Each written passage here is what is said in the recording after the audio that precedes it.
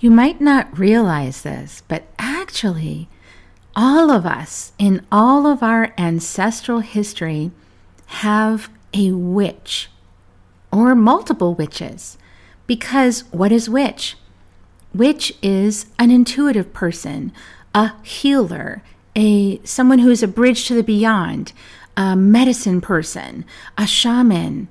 That's all of us in our ancestral lineages. And we all have to heal the witch wound. And so today we're going to have a conversation with Davina Zar, whose ancestors were from Persia, migrated from Spain during the Spanish Inquisition, and many of them were rabbis. Join us to find out more. Soul Nectar Show, the Soul Nectar Show. You're invited, delighted to discover who you are. Anything is possible if you believe. So join us on this beautiful journey. Soul Nectar Show, Soul Nectar Show. Well, hello and welcome to another episode of Soul Nectar Show that talks about all things essence, where we gather around the campfire and we share our connection to that which is greater than us, to the mystery beyond the veil, to those synchronistic moments that lead us inexorably towards a deeper understanding of ourselves and what we're doing here on Earth at this time of the Great Awakening and Mother Earth consciousness and ancestral remembrance and remembrance of ourselves as souls, having had many lifetimes on this planet, and also being part of a lineage that has included other souls that have incarnated into the same biological material and passed it forward, ancestral DNA from generation to generation to generation. And that ancestral DNA has wisdom in it. And that wisdom is needed right now on the planet because many of us, for various reasons, have gotten disconnected from our roots and from the wisdom in our roots. So if the ancestors are a tree, the roots are all in the medicine's all in the roots, and we're the branches, we're the result of that medicine. And of course, before I get going too much further, this is Carrie Hummingbird, as you guys know. I love doing this podcast week after week. And I like to poke the bear a little bit. Honestly, you guys know I like to poke the bear. I do like it because I found that when you're willing to stir up those difficult conversations and you do it with love and compassion, that you can actually turn some light bulbs on. And I've also learned that sometimes people only listen when something's being poked that makes them really angry. And then they want to listen to everything you're saying because they're like, oh, this woman, she's saying this and that and this and that. And then they want to tune in. So it's another way to kind of encourage participation and listening is to have, contentious conversations, things that really need to be sort of explored at a deeper level. And with today's guest, we're going to explore healing the witch wound. Now, you guys have been listening to me for a long time, and I have not had this conversation on this podcast. And I think mostly because it's such a painful conversation, and it takes a lot of grace to have this conversation. And the ancestors want us to really heal this now because there were so many ancestral people, medicine people, not just women, but men too, but a lot of women who were persecuted simply for being able to talk to plants and animals, simply for being connected with Mother Earth, simply for caring about the planet, simply for being able to talk to one's ancestors. And this is a subject of fear for the persecutors, which, I think we all pretty much know that is based in religion. And in the movement that started with the Romans so long ago of trying to control people through fear, through religion and church. And so we have this healing that's being done now as we reawaken our intuition. That's going to be the conversation we're going to focus on today with our guest, Davina Zar. Welcome, Davina. Thank you so much for having me. Oh, I'm excited. So the lens, we're going to be looking at this through Davina's ancestry. They're all in the room. Wow. And I can feel them. They're here. They're like, we're going to have a good conversation. And, her lineage is Persian, migrated from Spain. And so left Spain during the Spanish Inquisition. And we're going to get into, we're just going to listen, and we're going to have a conversation about what happened that needs healing. And for us to fully step into our medicine today, to be the ones, the way showers that demonstrate that being connected with the planet is a very healthy choice, actually. Being connected with Mother Earth and listening to all of our relations, as the indigenous have done for centuries, is the healthiest choice we could be making for the planet and for humanity and for all of our relations at this time. It's the most responsible thing to be doing, actually, not carrying on these silly ideas that have resulted in suffering. So my perspective has been revealed, and we are going to go talk to Davina. So I want to say Davina has lots and lots and lots of training in many spiritual fields. So like some of us been called to study with multiple mentors, certified privately by Lisa Powers, studied for over 10 years, Dr. Norman Suhu and Biosintoni, and which helps mitigate the negative effects of man-made technologies, Wi-Fi, microwaves, EMF, things like that. And just all kinds of other certifications, hypnotherapist by Stephen Burns. And this just, it's kind of a lot here in her bio. So when you go to check the show notes, you'll see the whole list of all of the trainings. Also shamanic healing. So awesome. So we're gonna kind of get started, I think, Davina, by tell us a little bit about the message that you keep getting from your ancestors, and what was, how did you start studying? How did you even get prompted? I'm sure your ancestor had something to do with it. And yeah, what do you want to share with us about your journey? So I would like to start with what really brought me into the healing world, and that was going to Reiki healer and trying Reiki for the first time. And I had such a profound experience that I said to myself, I have to do what she's doing. There's no way that I just cannot know this and master this. So that's what took me to get certified. And then over the course of the next maybe 2-3 years, when I was actually in Dr. Suhu's office for a treatment, because I would go to him regularly, and I still do, still see him a lot. I was getting treatment in one room, and there was another patient there who happened to be a really powerful medium. And he had told Dr. Suhu a message, and Dr. Suhu came and relayed that message to me. And for someone who was just starting out, it was a bit shocking, scary. If I heard it today, it wouldn't faze me at all, but that's because I know what I know now. This medium basically felt my energy without even seeing me. He said that my whole family from the time of the Spanish Inquisition were very powerful witches and used their powers to do a lot of dark magic. And that dark magic was affecting every generation of my family. So it was 7 generations, and I was the 7th. I was meant to break it and heal the family line.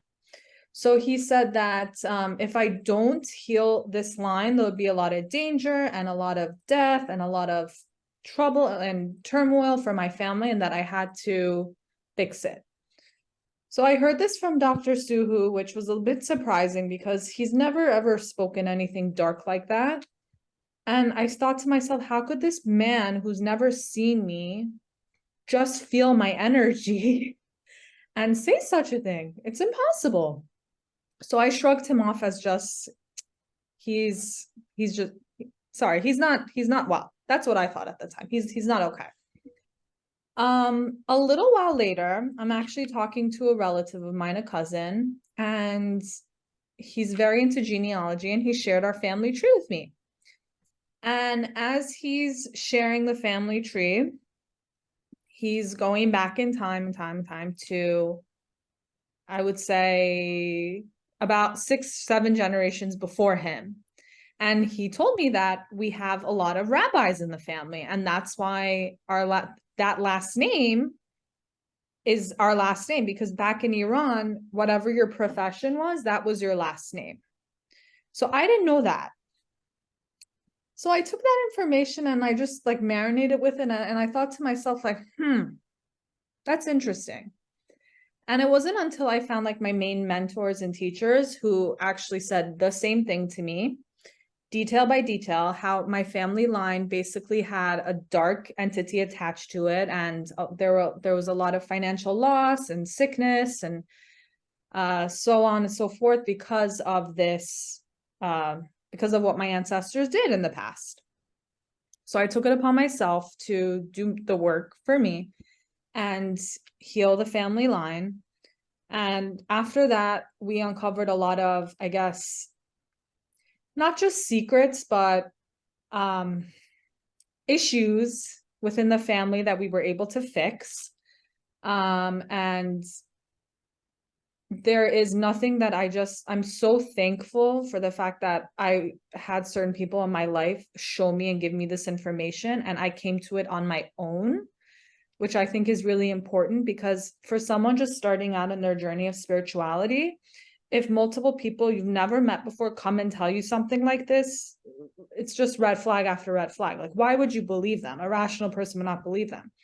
But it wasn't until I had close to, I would say, 10 different practitioners or healers, random, like meet cutes. Like, honestly, it was like these cute little, I've been on the street before and I've had people tell me this. Like, I've had mediums stop me. I've had healers stop me telling me these things. And it wasn't until then I was like, okay, maybe I need to like pay attention and not just shrug this off. So, and recently I was doing a podcast recording for my podcast, and I had a hoodoo practitioner on, and he had a ancestor that I never ever spoke to. And she wouldn't say who she was. He just said that she was an auntie. And he singled out a family member who caused me a lot of harm, caused me a lot of pain, who I believe was also very dark. That ancestor basically said, I taught them everything they know, and you are not following the family path by doing what you do. I don't like what you're doing. We're not happy with what you're doing. And that was another confirmation for me that I'm here to basically cleanse the family line from the darkness. And I wasn't hurt. I wasn't scared by that message at all from them. I actually kind of laughed the fact that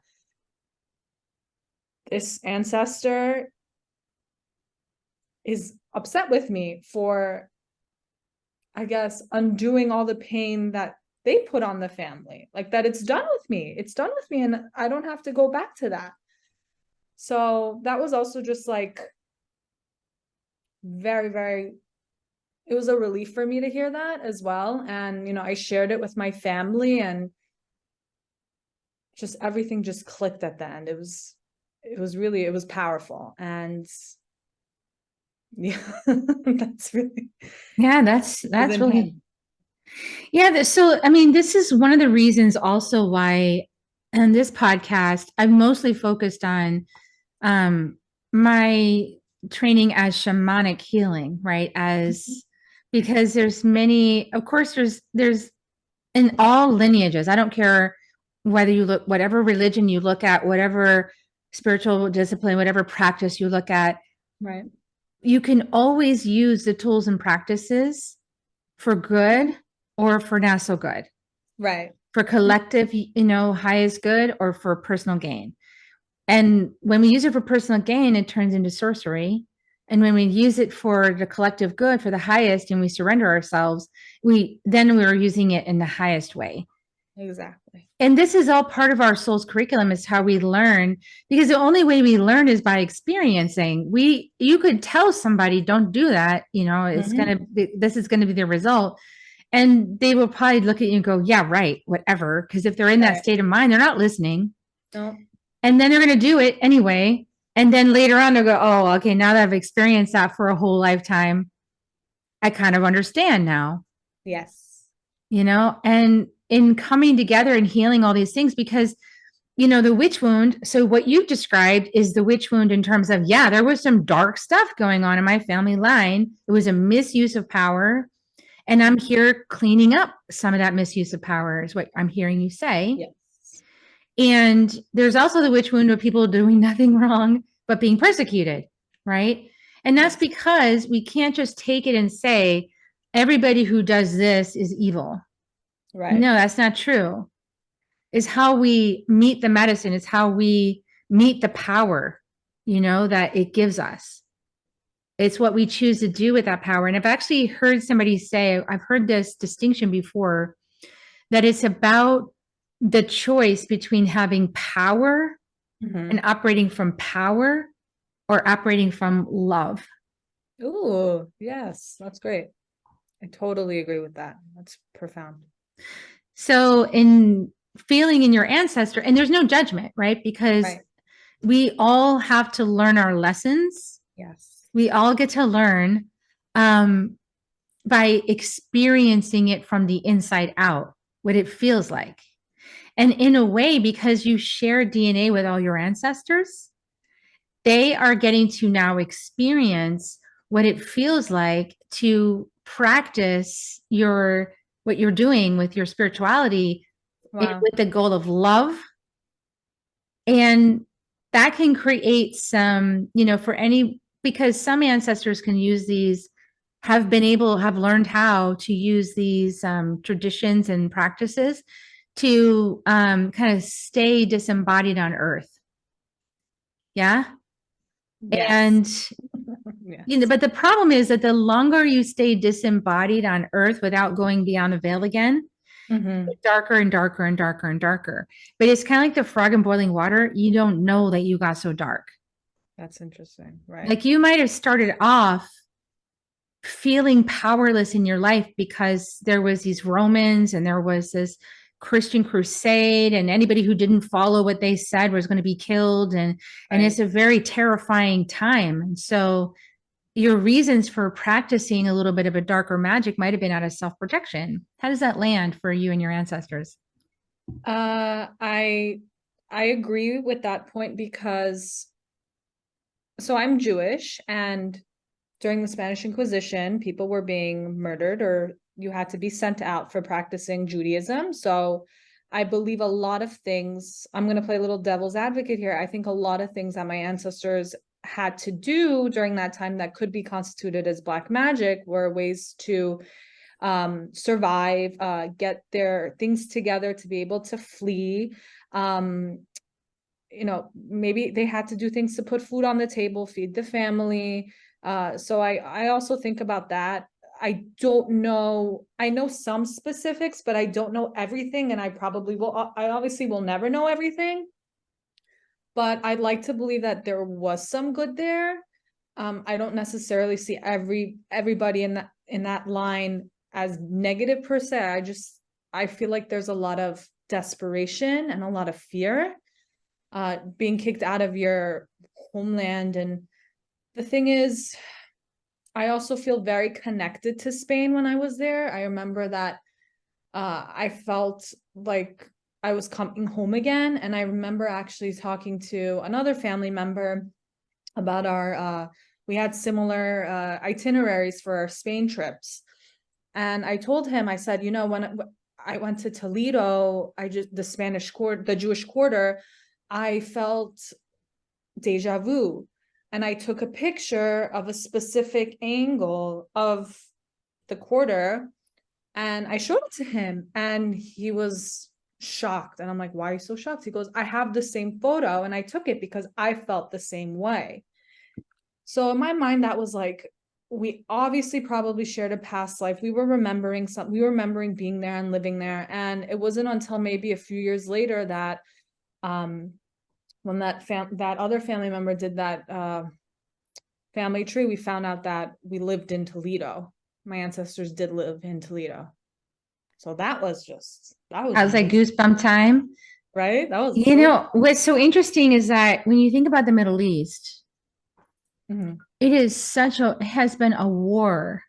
Yes. For how long between people of different religious beliefs and practices? So long. And all of it is dark magic. No one's exempt. No one. So, I mean, I think a lot of Christians maybe alive today might think, well, we were the good ones. Because, yeah, except when even in the United States, when you look to see what happened to the indigenous people here, they lost all their lands. They got kicked off their lands. There was a trail of tears. And indigenous children were forced into these religious indoctrination schools and then killed and put into mass graves. And that is not the highest expression of love, according to Jesus, I'm quite sure. No, I don't think so. So I think all of us have to really take a bite of that humble pie at this point and realize that as we have been elevating human consciousness over generations and generations of humanity on this planet, ever since Homo sapien appeared, we have been lifting the consciousness from fight, flight, freeze, from self-defense, from survival, and all the things that come with their survival brain into a higher consciousness, which is we're broaching on that now. Yes.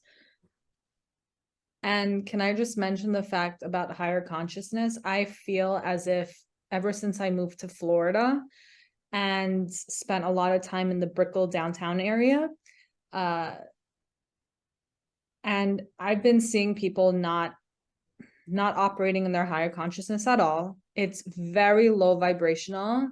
I have to say sometimes I'm very fearful being there. It's gotten better as time has gone by, but people don't understand the fact that where they're living on cemeteries, and there's constant suicides that are covered up by the media.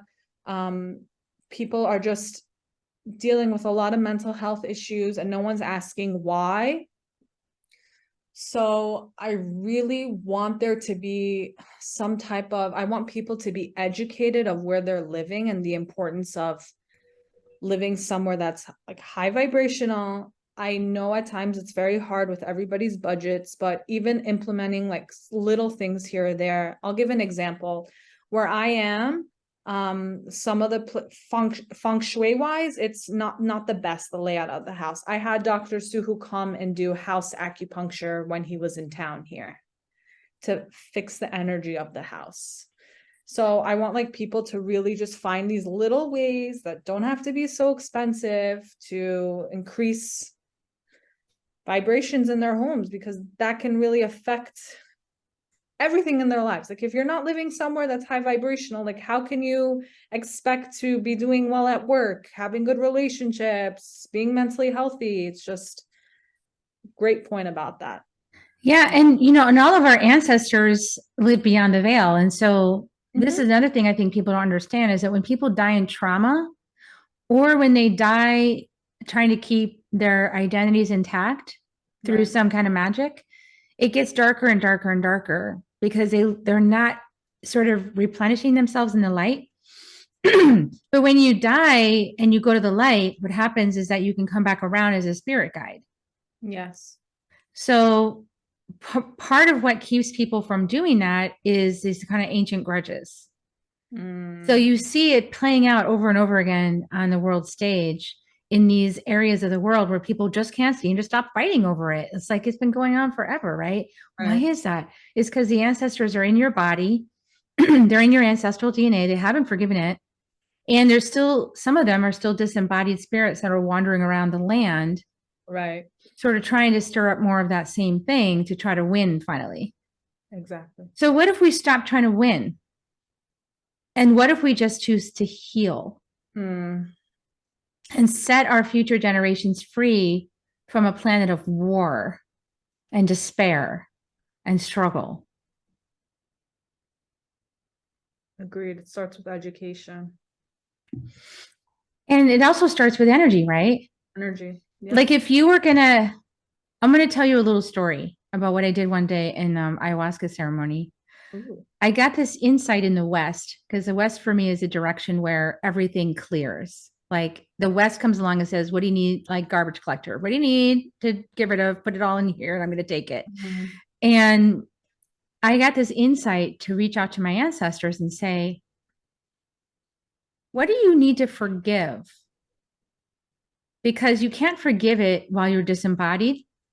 You can only forgive it when you're in a physical body. You can't do any energy healing really on yourself or anyone else when you're disembodied. You can just sort of whisper in someone's ear.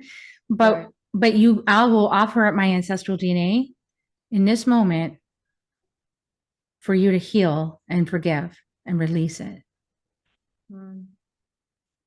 And they came in like snowballs. Felt like I was like covered in snowballs for like an hour. Interesting. All the cold traumas clearing. Wow. What do you feel about that? I had a similar type of experience, but instead I was offered fruit and water by my ancestors and sweets. And in the Persian culture, it's very big when someone comes over and you want to show that you respect them and you treasure their company. You serve them a big platter of fruit, give them, tea, lots of sweets.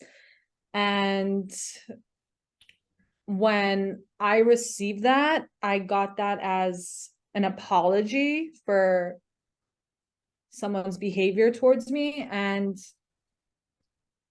when I got that message, I basically forgot about all the pain that person caused me, and I was able to heal, because there were times when I could not be in the room with that person. And even if some people could say, hey, that apology was too late, it wasn't late for me, because soul is eternal. And as long as I got it in any way, I was happy and I was at peace. So after that type of message and that type of offering from that spirit, I was able to, I feel, let go of a lot of the pain, a lot of the trauma, and I'm able to visit them to this day. And it feels great, because I know I did it for myself first. I didn't do it for anybody else. There was no one saying, you just need to suck it up, they're gone. Because I think a lot of people will hear that if they have pain and trauma from someone who's passed on. I don't think that's right to take in from anybody. You have to do it on your own time, and you have to get closure in the way that makes sense to you. So yes. Yeah. And what I realized was that all of that pain and trauma from our ancestors lives on in our bodies, in our ancestral DNA. And so I was serving myself, in some really kind of almost self-centered way. Like, okay, I don't want to carry this around anymore. I know you guys are done. You want to be done with it too. I want to be done with it. Let's all heal. And so I think that it's right now for that, right? Because I think that the more of us that choose to do that kind of healing work, it will clear up this stagnation and this sort of pain, pockets of pain energy that are around different parts of the planet for different groups of people that just need to be cleared up so that people can get along. I agree. Finally hear each other. Yes. So what are some other ways that you help people with this kind of stuff? Because you obviously have a lot of healing work that you've been doing on yourself, and with healing deep ancestral wounds. And the witch wound is a really huge one. Whether your ancestor was an honest medicine person just doing work and then was misinterpreted and hung or put on fire, like, that's so crazy.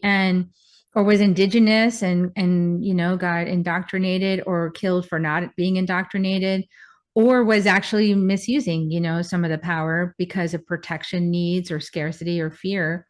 Yes. How do you work with people for that? Sure. So besides my coaching to deal with the, conditionings from our families and past toxic relationships, that's probably the top two things I'm dealing with now in the coaching. I do distant and in-person Reiki, and we go back to childhood traumas mainly to see what's manifesting now as diseases or ailments. I also have been doing a lot of tarot readings, which I implement my coaching in there as well. It's it's unique to my education, I guess.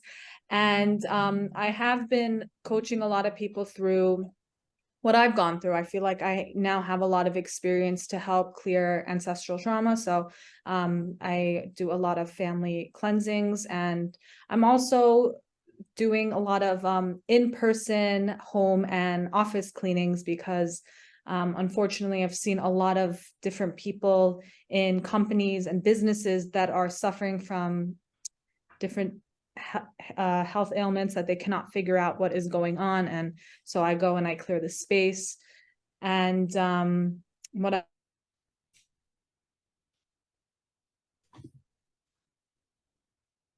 been up to.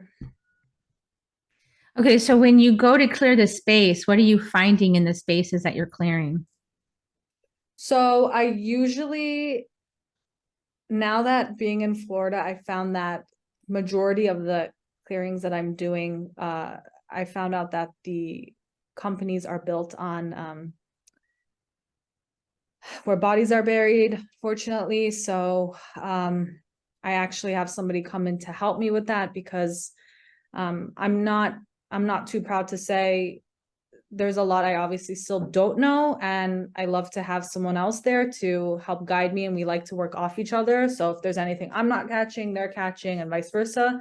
So we work together as a team to heal the energy of the space. And a lot of it is basically I really recommend HR in companies to be involved because sometimes you get messages that may sound quite crazy for who I'm working on. And we need like a messenger to kind of like sugarcoat what we're like uncovering. And a lot of it is like inner turmoil and personal matters between all the people that are working there that we kind of have to come together and, you know, without offending anybody, say like, oh, you know, what's going on here, this, that, like have them talk it out. And that kind of changes their energy to make them a better at what they're doing. So I found that's very helpful because a lot of it is just interpersonal problems between the staff. And it's caused by the spirits of that are buried in those places that were traumatically ended Both. through So if slavery or through war or through whatever was going on in that spot. Yes. So if they're having a problem at home, they're becoming more susceptible and more sensitive to the energies that are buried under the space. So we have to first kind of fix that to deal with the attachment of the space. Well, because they have a match. They have, my guess is that they have a matching pattern with the space, which is why they were called to work at that place in the first place, because it's going to trigger all the things in their own ancestral history that they actually need to heal, or their soul history where they actually need to go in and heal that. Like maybe they were somebody who killed or owned slaves and killed and tortured people, you know, enslaved people, I should say, and killed and tortured people. And they need to heal that. Or maybe they were someone who was enslaved and they need to heal that wound. And so people are drawn into these current day spaces in order to sort of play out the drama of what was unhealed in the past in a more conscious environment where they're not, you know, their lives are not at stake. So they have a easier time than before to work it out. Exactly. And some people don't heal. Some people just leave the space, which I've seen as well. They just can't deal with the energy and all the issues that come with working there. So they actually end up always going to where they grew up, their hometown. They go back home.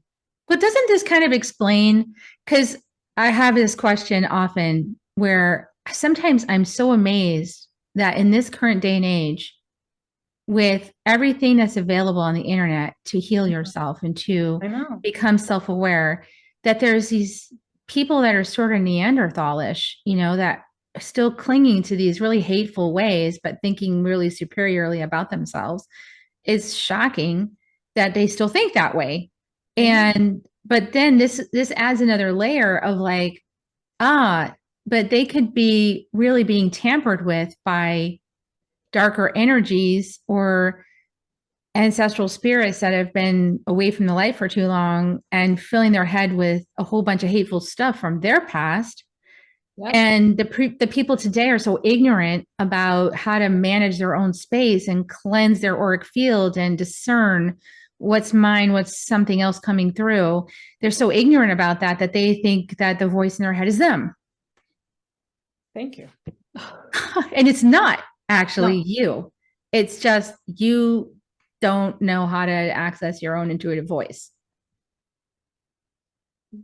You hit it. It's starting to make more sense because there's a lot of dead people that have not really gone to the light. No, there's a lot. There is a lot. Yeah, they haven't like let go of their existence. And because they haven't let go and gone to the light and passed through, they're still holding on to these really dark ideas. Can I tell a crazy story? Please, that's what this is all about. Okay, so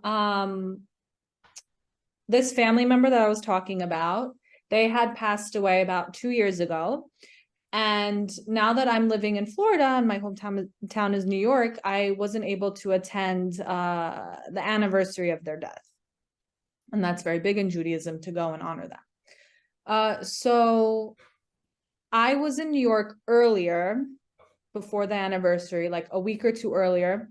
And I went to them and I did what I needed to do. I saw them. I felt good about it because I said to myself, you know what? I'm not going to be there. Let me go earlier. Okay. After I get back, I start having dreams about this person, and she's not really saying much, but she's saying like, you know, you came to see me. You came to see me. Thank you. Thank you. Thank you. Thank you. And then later, about a few days later, I found out that the rabbi got her anniversary date wrong. And it was the day that I was there, and everybody else did it on the wrong day. And I was like, oh, wow, she came to tell me, like, you came on the right day. Like, thank you for coming on the right day. Thank you for honoring me. And I'm just like, you know, if we could have been like this when you were here, it would have been great. But sometimes, like, it takes for death for things to be new and fresh and born again. And it felt very like that connection will always be there. And, you know, they see everything. They really see everything and they acknowledge it. So yeah, that my family was shocked. They're like, wow. Yeah, that's Now beautiful. believe me. When Now you they listen, when you're guided by spirit, when you listen and you're guided by spirit, you actually do show up on the right day. That's the thing. You think you're wrong, but you're right. You know, and that's kind of showed this, up on the right day. what a metaphor for how this whole paradigm is working in the 3D as we have the 5D coming in is kind of incredible. And so if you're listening back to this, you guys, and you're like, wow, that's so much information. How do we start to clear this up? I'm going to give my tip, and I'm going to ask you, Davina, to give a tip too. But what I would say is this, you guys, like a couple things. One thing is get some ancestral healing done. Do some ancestral healing. You know, it might take you a little time to work through it all, but do some ancestral healing. Second, I'm going to give three. Second thing is set up an ancestral altar. Honor your ancestors. Set up an altar. It could be someplace not in your bedroom, but someplace you would greet them or have them visit your home, like the living room or the kitchen. Set up a little altar, a little candle. I like to have a Guadalupe candle because I love Guadalupe as my, you know, my mama figure. She's awesome. And I just set that up and I say, okay, come on in. And I put some pictures. I have a little cabinet that has a lot of pictures of ancestors in it. If you don't have pictures, but you have names, you can put names. It's okay. And you can just simply intend my ancestors and they'll know who they are. So you're honoring them. And you just light a candle once a day and say, thank you. And that's a place you can go to listen to so that they're not sort of chasing after you through your whole life. They know you're going to check in once a day. So they're waiting for you. You know, I want to give you an insight. And I would say the third thing is you can set up a crystal grid. in your house. Now, there's lots and lots of people that do crystal grids and they can teach you all about it. I'm not an expert in crystal grids, but I will say a simple crystal grid works. 4 little citrine crystals at the 4 corners of your space, whether it's an apartment or a house. And then every time when you place a crystal, first you open sacred space, and however way you do that, you place a crystal. I'm the keeper of this space. Only love and light is allowed in this space. Anything that's not love and light can now leave and never return. This is my space right now. And then just place all 4. And then when you close your eyes at the end, you'll see a little bubble of light being formed by all the crystals around your whole space. And say it one more time, the mantra, and then that's done. I mean, now you can sage and stuff will leave because it has to go. It's kind of like having a property designation, like in your title company. Yeah, because it's yours now. And then when you leave, just release that because somebody else needs to claim the space. That's what I have. What do you have, Davina? What do you want to share with the audience? I would say number 1 would be to honor them. The relatives that are alive now, ask them everything about their great grandparents. If they can go back farther than that, amazing. Call on them when you need help. They're here to help you. I'd love to do that as well. Do as much research as you can, do family trees. And another thing that I think would be beautiful would be to share meals with them. So cook meals from your culture and, have them in spirit there and have them show them what you made and honor them. So I think that's really, really sweet and nice to do. Beautiful. Yeah, I love it, you guys. So those are some ideas, some ways you can start healing the family lineage.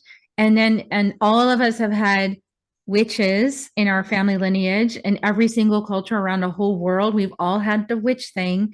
So go back and heal that, bring some healing to it today using these practices, honoring your ancestors and healing it within yourself. Beautiful. Thank you so much for being on this show. Is there anything you want to offer in terms of people getting started with you? Do you have a discovery call or do you have a free gift? What do you have to help them get started? First of all, thank you so much for having me on. I really enjoyed this conversation. I'm offering any of your listeners a 20-minute distant Reiki session. Just use your name, Carrie. Nice. I like it. And that's KERRI. We'll put the link in the show notes along with the code, and you guys can book it and schedule it with Davina and experience it yourself. Experiencing it is the way. Okay, we're going to give you guys kisses now. So here they come. If you want to join me in giving people kisses, Davina, here they come, the kisses. We love you very much. Reiki kisses all over the place. Love you guys. And I'll see you next time on Soul Nectar Show. Bye for now, everyone. If you found even one gold nugget in this episode of Soul Nectar Show, will you do us a favor? Will you subscribe, like, and share this episode? Maybe even write a comment and let us know what you thought about it. We really, really want to engage with you at a much deeper level. Let's be part of community together. Have a great week, everyone. Bye for now. To dive in deeper to nourishing conversation, visit soulnectar.show. Soul Nectar Show. Awaken, Nectar Show. Take a sip from the drip of nectar, from the source of who you are.